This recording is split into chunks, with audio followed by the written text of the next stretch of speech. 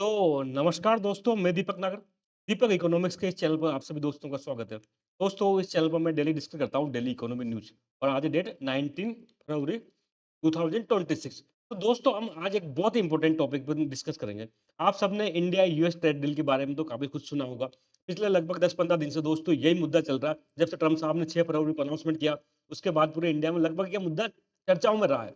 लेकिन दोस्तों, इसका पॉजिटिव पॉइंट तो है ही है। कई सारे इंडियन सेक्टर्स को इसका बेनिफिट तो मिलेगा ही मिलेगा, उसमें तो कोई दो राय नहीं। लेकिन साथ-साथ में कुछ चिंताएँ भी है। चिंताएँ हैं स्पेशली एग्रीकल्चर को लेके। एग्रीकल्चर को लेके आपने देखा होगा फार्मर्स, जो फार्मर्स लीडर्स हैं, चाहे वो फार्मर यूनियन हो, दोस्तों इस ट्रेड डील का अपोज कर रहे हैं। लेटेस्ट में आपने देखा होगा 12 फरवरी को फार्मर्स ने क्या किया था, जो संयुक्त किसान मोर्चा वो है उसने इसका बंद को लेकर आह्वान भी किया था और जगह-जगह पे ये लोग विरोध कर रहे हैं। चाहे वो राकेश टिकैत जी हो, फार्म लीडर या कोई अन्य लीडर्स हो, ये सब इसको ऑब्जेक्ट कर रहे हैं। इवन जो एग्रीकल्चर एक्सपर्ट हैं, वो भी कहीं न कहीं इसका ऑब्जेक्शन करेंगे, कुछ ना कुछ इंडिया कहीं न कहीं इंडियन फार्मर्स, इंडियन एग्रीकल्चर इसको कहीं न कहीं लूज़ करेंगे। तो ये पूरा मैटर क्या है? क्या-क्या तो इंडिया ट्रेड डील में क्या डील हुई और उसमें फार्मर्स का क्या कंसर्न है? क्या वो कंसर्न जेन्युइन है? क्या उनका गवर्नमेंट कुछ सॉल्यूशन कर सकती है? इस सब के बारे में दोस्तों हम आज डिटेल में डिस्कस करेंगे। सबसे पहले आप न्यूज़ देखिए, संयुक्त किसान मोर्चा, आपने नाम सुना होगा एसकेएम का, संयुक्त किसान मोर्चा, ये बहुत चर्चाओं में रहा था। 2020 में जब किसान आंदोलन चला था, 3 जो कृषि कानून आए थे उसके खिलाफ, तब ये बहुत बड़ा नाम रहा था। जितने भी नॉर्थ इंडिया के मैक्सिमम जो किसान संगठन है दोस्तों, इसके मेंबर हैं, लगभग 40 से ज़्यादा किसान संगठन इसके पार्ट है दोस्तों, संयुक्त किसान मोर्चा के। तो इसने डिमांड्स क्या ऑयल्स रेजुकेशन, जो हमारे कॉमर्स एंड इंडस्ट्री मिनिस्टर है कौन, पीयूष गोयल, इन्हीं का लीडरशिप में क्या हुआ था, ये ट्रेड डील हुई थी, तो इनका इस्तीफा मांगा। साथ में ask Modi to refrain from signing deal with USA. अबे ये देखो, इंडिया जो यूएस ट्रेड डील वो इंटरिम है, अभी फुल एंड फाइनल न्यू है, नहीं इस ट्रेड डील पर कोई साइन हुए हैं दोस्तों, केवल ट्विटर पर चला है।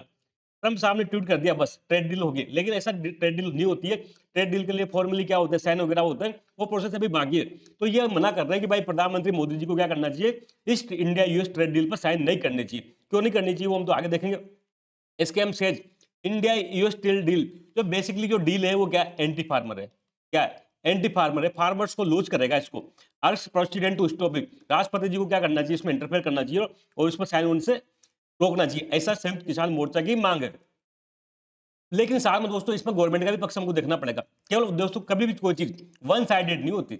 हमारा एग्जाम भी आप जानते हो यूपीएससी का, वन साइडेड लिखने से कभी कोई नंबर मिलता नहीं है। हमको हमेशा दोनों पक्षों को जानना चाहिए, दोनों का एनालिसिस करना चाहिए और फिर फाइनली जो लॉजिकल कंक्लूजन है वो हमको हम आंसर में लिखना चाहिए। तो दोस्तों गवर्नमेंट का ये कहना है वोंट हार्म फार्मर्स, फार्मर्स को कोई लॉस नहीं होगा, ऐसा कौन कह रहा, ऐसा मैं नहीं कह रहा। एग्रीकल्चर जो मिनिस्टर है हमारे शिवराज सिंह चौहान जी, उन्होंने कहा है इंडिया यूएस ट्रेड डील पर टैक्स पार्ट टाइम पॉलिटिक्स जाए, अरे छोड़ो, राहुल गांधी जी पे कुछ किया उसको हमको कोई लेन देन नहीं। लेकिन शिवराज सिंह चौहान जी ने जो हमारे कृषि मंत्री है, उनका ये कहना है कि इस ट्रेड डील से फार्मर्स को कोई लॉस नहीं होगा। तो हम बढ़ते हैं हमारी न्यूज़ की तरफ। न्यूज़ की तरफ हमने देख लिया, जो संयुक्त किसान मोर्चा जो आज की डेट में इंडिया का सबसे बड़ा किसान संगठन है, says India US trade anti farmer अर्ज प्रेसिडेंट टू स्टॉप इट। ये इन्होंने क्या कहना है कि जो इंडिया यूएस ट्रेड डील है वो एंटी फार्मर है और उसको क्या करना चाहिए, राष्ट्रपति को इसको अब साइन होने से रोकना चाहिए। तो सबसे पहले दोस्तों हम धीरे-धीरे हमारी जो डिस्कशन है उसको स्टेप बाय स्टेप बढ़ाएँगे। सबसे पहले पूरी घटनाक्रम कहाँ घूम रहा है? इंडिया यूएस ट्रेड डील पे घूम रहा है। तो उसको हम डिस्कस करेंगे, उसमें क्या-क्या प्रोविज़न है? सबसे पहले जनरल प्रोविज़न क्या-क्या है? फिर एग्रीकल्चर को लेके क्या-क्या है? और किन प्रावधानों को लेके संयुक्त किसान मोर्चा इसको अपोज़ कर रहा है, वो भी हम देखेंगे। तो जो दोस्तों इंडिया यूएस मैंने बताया ये फुल ट्रेड डील नहीं है अभी, ये केवल इंटरिम ट्रेड डील है, ट्विटर पे चला है। अब इसको फाइनल होगा, कंक्लूड होगा, फिर उसके बाद सिग्नेचर वगैरह होंगे, तब जाके फाइनल होगा। तो आज की डेट में इसको हम क्या कहेंगे, इंडिया यूएस इंटरिम, इंटरिम है, कोई फाइनल परमानेंट नहीं है दोस्तों। तो 6 फरवरी को क्या हुआ, आप सबको वो पता है। 6 फरवरी को अचानक से ट्विटर पे एक ट्विटर पर नहीं सॉरी एक सोशल मीडिया है ट्रम्प साहब का, उसमें एक ट्वीट आया। उसमें यूएस प्रेसिडेंट ट्रम्प ने क्या कहा, announce India US interim trade deal. इसमें इस दोस्तों इस ट्वीट के माध्यम से या इस सोशल मीडिया के माध्यम से ट्रम्प साहब ने क्या किया, इस इंडिया यूएस जो ट्रेड डील है उसको अनाउंसमेंट कर दिया कि हमने ये ट्रेड डील कर ली है और ये प्रोविजन है। अब क्या प्रोविजन है, तो हम की प्रोविजन देखेंगे। तो सबसे पहले दोस्तों आप सब जानते हो अमेरिका इंडिया से जो प्रोडक्ट एक्सपोर्ट होते थे उस पर 50% टैरिफ लगा रहता था। मतलब इंडिया से कोई चीज 100 रुपए में चली तो अमेरिका में 150 रुपए में पड़ेगी, तो इंडिया की चीज महंगी हो जाएगी तो बिकेगी नहीं। तो इंडिया ये क्या किया, इस ट्रेड डील की जो पहला प्रोविजन था कि भाई जो वर्तमान में हम अमेरिका 50% टैरिफ लगा रहा है इंडियन प्रोडक्ट पर, 25% तो रेसिप्रोकल टैरिफ, आपने हम पर टैरिफ लगाया हम आप पर टैरिफ लगाएंगे, 25% पैनल टैरिफ, इसलिए हम रशिया से ऑयल खरीद रहे हो। तो इस 50% टैरिफ को घटा के कितना कर देंगे, 18% कर देंगे दोस्तों। ये सबसे मेजर अनाउंसमेंट था। ये एक बहुत अच्छी बात है, इंडिया के लिए बहुत खुशखबरी की बात है। लेकिन दोस्तों कोई भी ट्रेड डील वन वे नहीं होती। कुछ दिया, कुछ वो देगा, कुछ हम देंगे, कुछ ना कुछ कीमत तो चुकानी पड़ेगी। तो साथ में ये भी था, India will stop buying Russian oil. India क्या करेगा, रशिया से तेल खरीदना बंद कर देगा और हम क्या करेंगे, ये 25% जो पहले टैरिफ लगाया था उसको हटा देंगे। साथ में रेसिप्रोकल टैरिफ को 25% से घटाए कितना कर देंगे, 18% कर देंगे। ये डील था, ये हमने ऑफर किया।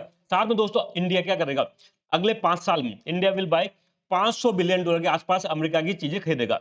India will buy $500 billion US product over next 5 year. अगले 5 सालों में भारत क्या करेगा, अमेरिका से चाहे वो डिफेंस प्रोडक्ट हो, चाहे कोई अन्य प्रोडक्ट हो, वो लगभग $500 बिलियन की कीमतें ये चीजें इंडिया अमेरिका से खरीदेगा। ये थर्ड मेजर प्रोविजन था। थर्ड था कि इंडिया क्या करेगा, ये तो भाई अमेरिका ने किया, टैरिफ कम कर दिया 18%। इंडिया क्या करेगा, तो इंडिया दोस्तों अमेरिका के अधिकांश प्रोडक्ट पर 0% टैरिफ कर देगा। अब ये थोड़ा मिसमैच है, अमेरिका कर रहा है 18%, हम कर रहे हैं 0%, तो ये थोड़ा मिसमैच है, पर इसको देखेंगे आगे। India will reduce tariff to 0% for US product. India क्या करेगा, अमेरिका से जो माल आ रहा है उस पर 0% टैरिफ लगाएगा। और अधिकांश प्रोडक्ट पर, मैंने कहा अधिकांश प्रोडक्ट पर, इसमें दोस्तों इंक्लूडिंग सम एग्रीकल्चर प्रोडक्ट, इसमें कुछ एग्रीकल्चर प्रोडक्ट्स भी शामिल है। सबसे बड़ा ये ट्रेड का यही है डिस्प्यूट, जो किसान है, फार्मर का कंसर्न क्या है, यही है कि इसमें दोस्तों 0% तो कर ही रहे हैं, लेकिन इस 0% में कुछ एग्रीकल्चर प्रोडक्ट भी शामिल है। तो ऐसे प्रोडक्ट पे 0% शामिल है, इन पे इंडियन फार्मर्स को लॉस होगा, ऐसा फार्मर्स का कहना है। ये हम आगे देखेंगे।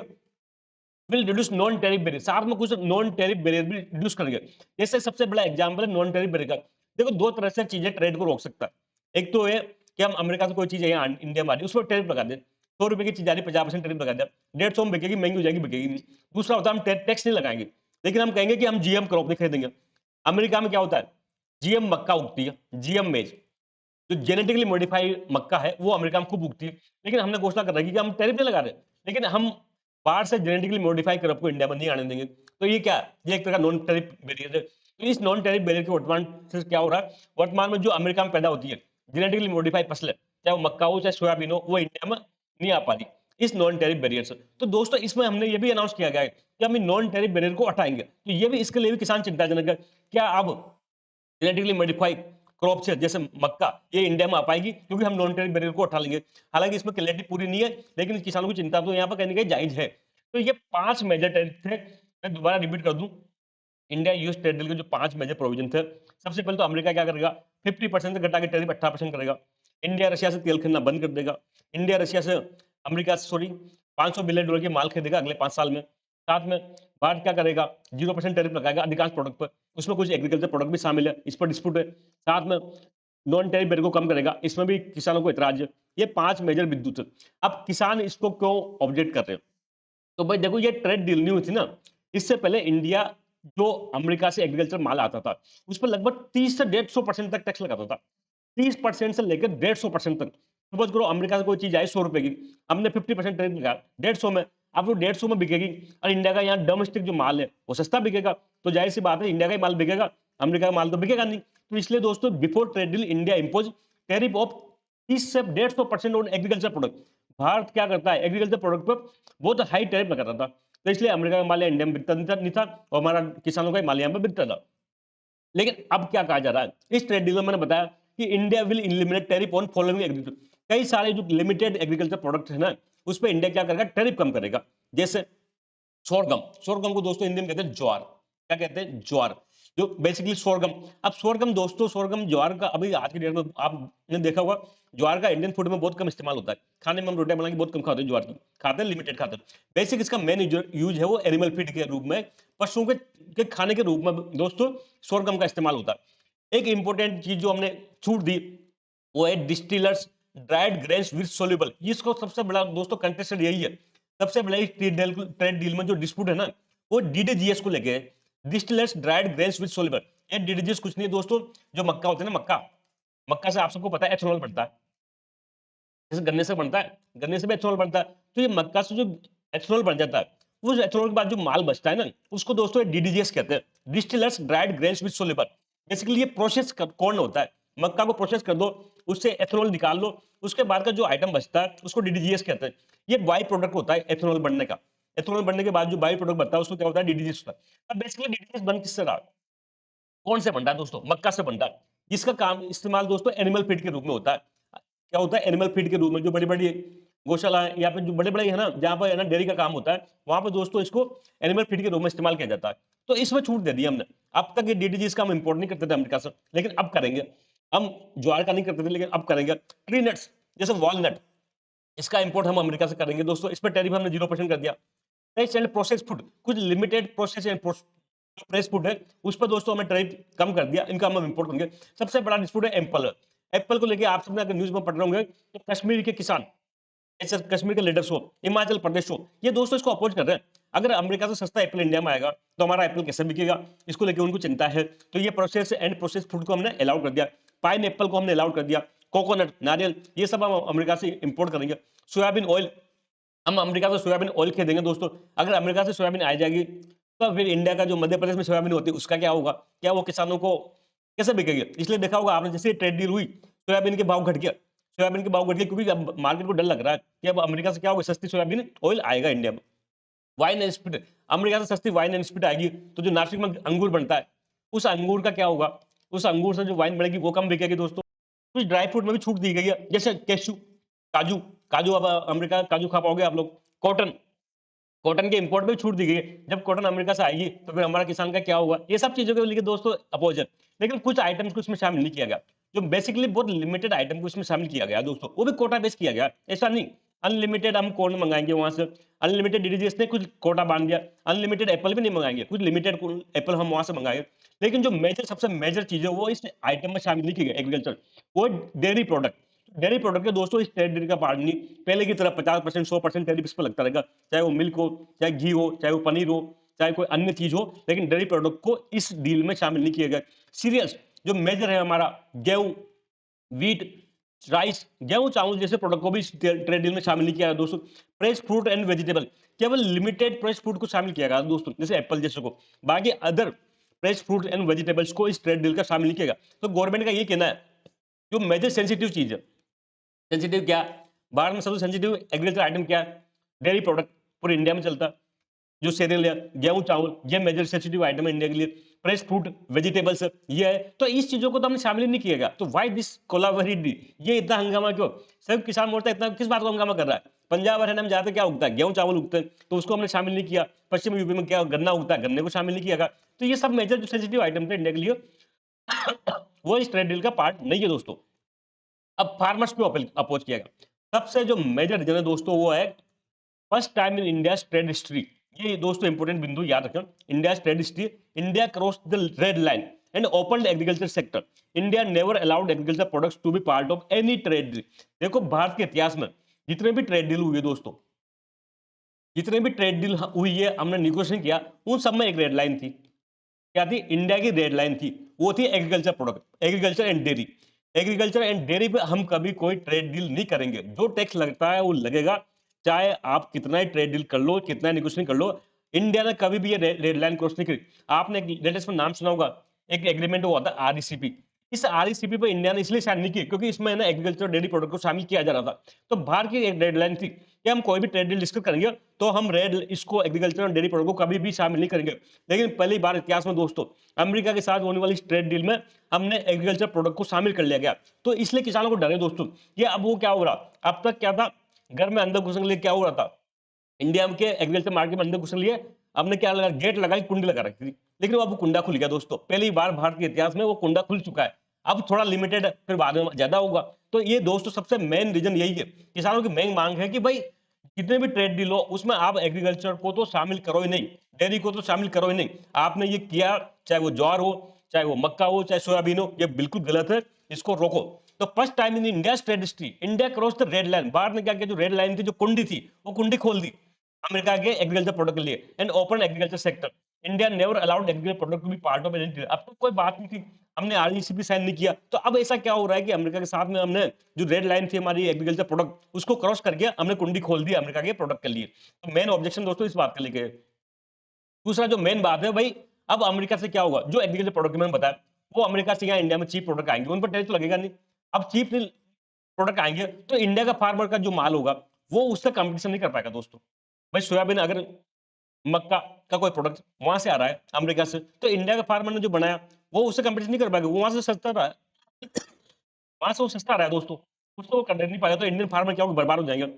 Cheap imports of agriculture products from US will destroy Indian farmer. हमारा जो ये एनिमल फीड है, अभी आप जानते हो एनिमल फीड पर जो मार्केट है, जो हम किसानों पशुओं को खिलाते हैं, उस पर ज्यादातर इंडियन कंपनी का ही राज है, चाहे कपिला पशु आहार हो, चाहे वो कुछ भी हो। लेकिन अगर हमने इसमें खोल दे दी तो अमेरिका की बड़ी बड़ी कंपनियां आएगी, चाहे वो मेज वाली वो शोरगम हो, वो अमेरिका की बड़ी बड़ी कंपनियां यहाँ पे क्या करेगी, एनिमल फीड बेचेगी। तो ऐसी स्थिति में हमारी कंपनियां तो टिक नहीं पाएगी, न हमारे देश से किसान टिक पाएंगे, तो हमारा एग्रीकल्चर जो सेक्टर है वो बर्बाद हो जाएगा। कॉर्न इंपोर्ट हमने क्या कर दिया, कॉर्न इंपोर्ट अलाउड कर दिया, शोरगम अलाउड कर दिया। तो जहां जहां पे भी, चाहे वो मध्य प्रदेश हो, चाहे कर्नाटक हो, चाहे राजस्थान हो, जहां पर ये ज्वार और मक्का उगाई जाती है, वो किसानों को नुकसान होगा दोस्तों। सोयाबीन ऑयल इंपोर्ट कर दिया हमने, तो ये जो मध्य प्रदेश में सबसे ज्यादा सोयाबीन उगती है, उन फार्मर्स को लॉस होगा। अभी लेटेस्ट में आपने न्यूज देख ली होगी, ये ट्रेड होने के बाद सोयाबीन की तो अचानक से गिरावट आई है दोस्तों। इसके अलावा एप्पल, भाई अगर वहां से सस्ते एप्पल आने लग जाएंगे तो कश्मीर से जो एप्पल आ रहा है वो कैसे बिकेगा, हिमाचल प्रदेश से जो एप्पल आ रहा है वो कैसे बिकेगा। तो यहाँ के किसान ने बहुत चिंताजनक है दोस्तों, बहुत बड़ा मुद्दा बनने वाला है आने वाले टाइम में। देखना कश्मीर और हिमाचल प्रदेश में स्पेशली इलेक्शन में, देखना ये बहुत बड़ा मुद्दा बनेगा। और यहाँ के किसान इसको सही में रियली अपोज कर रहे हैं, कहीं ना कहीं ये तो लॉस में जाएंगे ही जाएंगे। कारण दोस्तों, allowing of DDGS which is processed from GM crop corn, now Indian cattle will eat GM crop. भाई जो हमने क्या किया, डीडीजीएस को अलाउ कर दिया। डीडीजीएस बनता है कौन सा, कौन अमेरिका में कौन सी होती है, जेनेटिकली मॉडिफाइड कॉर्न। और हमारा इंडिया का क्या अब तक स्टैंड था कि हम जेनेटिकली मॉडिफाइड क्रॉप्स को इंडिया में अलाउड नहीं करेंगे। लेकिन अब ये डीडीजीएस के माध्यम से जो GM crop, GM corn India में आएगी, तो हमारे जो पशु है वो क्या खाएंगे, जेनेटिकली मॉडिफाइड क्रॉप खाएंगे, जो कि उनके स्वास्थ्य के लिए अच्छा नहीं होगा, इन्वायरमेंट के लिए अच्छा नहीं होगा, ऐसा इनके मानना है। साथ में दोस्तों नॉन टैरिफ बैरियर हटा दिया, नैन टेरी पहली बार इंडिया में है ऑन एग्रीकल्चर प्रोडक्ट। इसका मतलब क्या होगा, अब क्या हम अमेरिका से जीएम क्रॉप इंपोर्ट करेंगे, government allowed GM crop like corn and soybean. जबकि हमारा अभी तक स्टैंड यही है कि हम इंडिया में जेनेटिकली मॉडिफाइड क्रॉप अलाउड नहीं करेंगे, ये एनवायरमेंट की सस्टेनेबल नहीं है, इसके कई सारे और सारे साइड इफेक्ट है। तो इसलिए, लेकिन क्या इस ट्रेड डील के नाम पर अब हम इसको अलाउड करेंगे क्या। तो ये दोस्तों, ये तो था किसान के मुद्दे। अब गवर्नमेंट क्या कहती है, गवर्नमेंट ने मैंने पहले बता दिया कि हमने जितने भी सेंसिटिव आइटम थे, जितने भी सेंसिटिव आइटम थे, चाहे वो डेयरी हो, चाहे वो कोई अन्य राइस वीट, वो इस ट्रेड डील का पार्ट नहीं है। इसलिए क्या होगा, इसलिए चिंता की कोई बात ही नहीं है। हमने बहुत लिमिटेड क्या किया, लिमिटेड एग्रीकल्चर ओपन किया, चाहे वो कॉर्न हो, चाहे वो सोरगम हो, चाहे कोई अन्य हो, वो सब लिमिटेड किया गया, वो भी कोटा बेस किया गया, अनलिमिटेड नहीं। अनलिमिटेड कॉर्न इंडिया में नहीं आएगी, या अनलिमिटेड डीडीजीएस इंडिया में नहीं आएगा। इसका हमने कोटा फिक्स कर दिया, भाई एक साल में 1 लाख टन, 2 लाख टन इतना ही आएगा बस। तो इसलिए इतना तो हमको छूट देनी पड़ेगी। लेकिन साथ साथ में दोस्तों, इस ट्रेड डील से हमारे फार्मर्स को फायदा होगा। क्यों, हमारा राइस चाइना में बिकेगा, इंडिया में सॉरी अमेरिका में बिकेगा, क्योंकि वहां पर 0% टेरिफ पर। हमारा वीट को फायदा होगा, वीट हमको वहां का यूएसए में बिकेगा। हमारा दोस्तों जो टी है, चाय को फायदा होगा। हमारी कॉफी को एक बहुत बड़ा अमेरिका का मार्केट मिला है, उसको फायदा होगा। हमारा स्पाइसेस मसाले जो इंडिया की एक स्ट्रेंथ है, उस सबको फायदा होगा। तो ओवरऑल दोस्तों ये ट्रेड डील में इंडिया का बेनिफिट है। और दोस्तों हम सब जानते हैं ट्रेड डील में कुछ देना पड़ता है, कुछ लेना पड़ता है, ये तो सही बात है। हमारा माल वहां बिकेगा तो जाहिर सी बात है यूएस का कुछ माल बिकेगा। ये सब चिंताएं थी, बात पूरी बात मैंने बता दी। अब आप खुद ही इसको जज करें, क्या ये सही है, क्या ये गलत है, क्या इसमें क्वेश्चन गवर्नमेंट को लेने चाहिए थे। मेरा उद्देश्य था इसको बताना। तो आई होप दोस्तों आपको समझ में आया होगा। हम जल्द मिलेंगे दोस्तों, तब तक के लिए थैंक यू। जय हिंद दोस्तों।